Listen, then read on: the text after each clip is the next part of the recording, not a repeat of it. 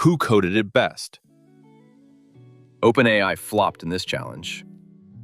So I gave the exact same coding task to 3 of the world's most powerful AI models: OpenAI, Anthropic, and Google's Gemini. And let me just say, the results were not what I expected. What started as a creative experiment quickly turned into a deep technical comparison. Thanks to the Lovable Content Challenge, a competition designed to test how well different AI models perform in practical coding tasks. This challenge asked participants to build a real project using 3 AI models inside the Lovable platform and compare their outputs in a meaningful way. Let's walk through what I built, how I tested it, and why OpenAI, surprisingly, flopped. What we'll cover. In this video, you'll see what the challenge was and what each AI had to build, a quick look at how all 3 AIs handled the task, the evaluation system I created to compare their results, a breakdown of how each AI performed, including who did best and who fell short, final scores, lessons learned, and what this means for the future of AI-generated code. Let's start by looking at the task itself. The challenge. Here's what I built, using each of the 3 models via Lovable. A multilingual weather app that fetches real-time data from a public API and shows the hottest and coldest cities in the world, displayed on an interactive map.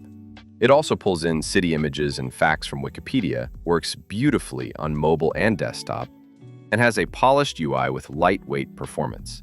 Each AI model was prompted to create the exact same project from scratch, using Lovable's interface. But instead of just comparing the looks or features, I wanted something more objective. So I built a custom CLI tool that scores each project using 11 real-world developer metrics.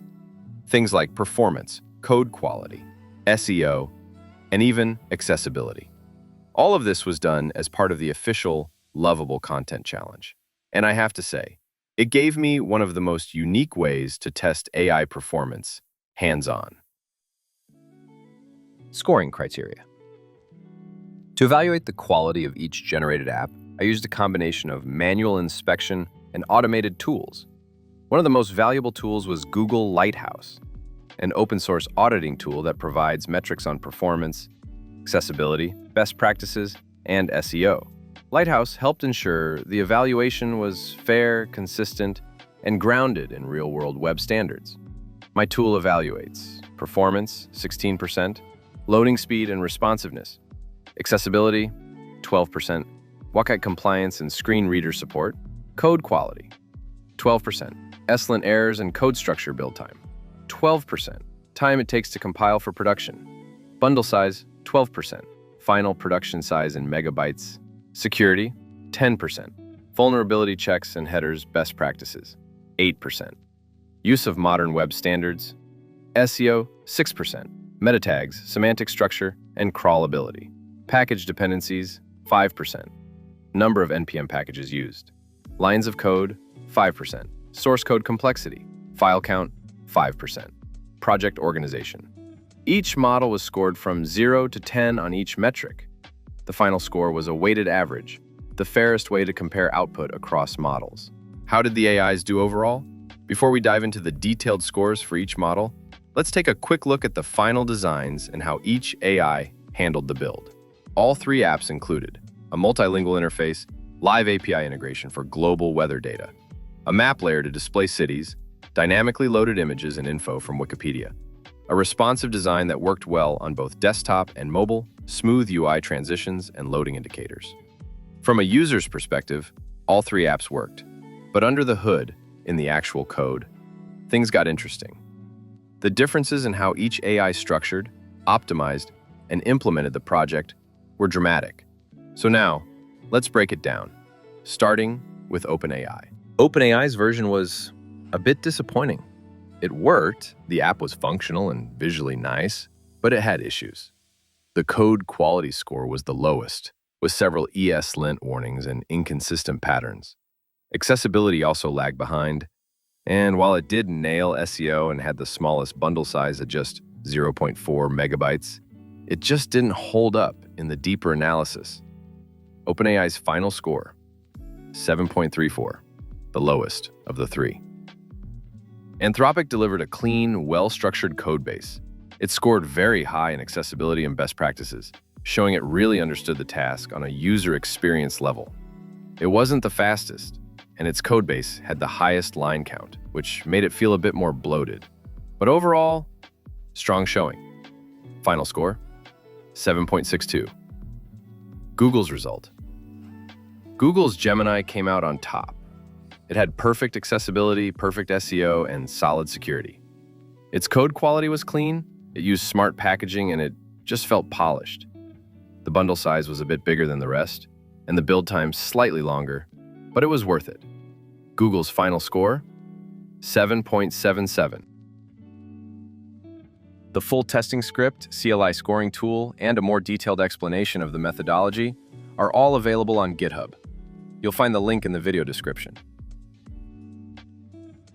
Before we wrap up, there's something important to mention about the OpenAI model. It actually struggled more than the others during the initial build process. In fact, it wasn't able to complete the web page with the full requirements on the first try.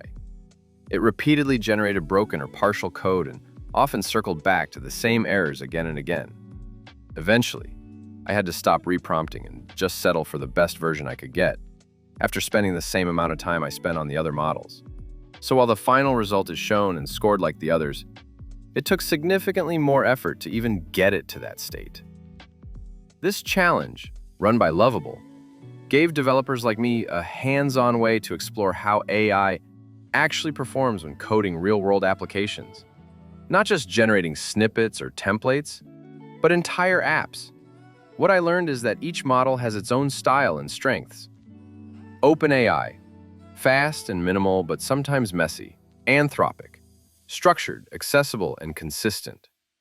Google, SEO and standards champion, with the most production-ready output. And here's the kicker. None of them were perfect.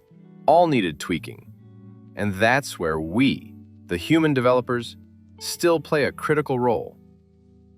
Now I want to hear from you. Which AI would you trust to build your app? Do you value performance more than accessibility? Do you care about bundle size or SEO? Let me know in the comments. And if you found this helpful, don't forget to like, subscribe, and share it, especially with your dev friends. I'll be publishing more AI build tests and tools like this, so stay tuned. And huge thanks to Lovable for making this kind of challenge possible. It's one of the most hands-on, developer-friendly AI comparison tools I've used so far. Thanks for watching. And as always, stay curious and keep building.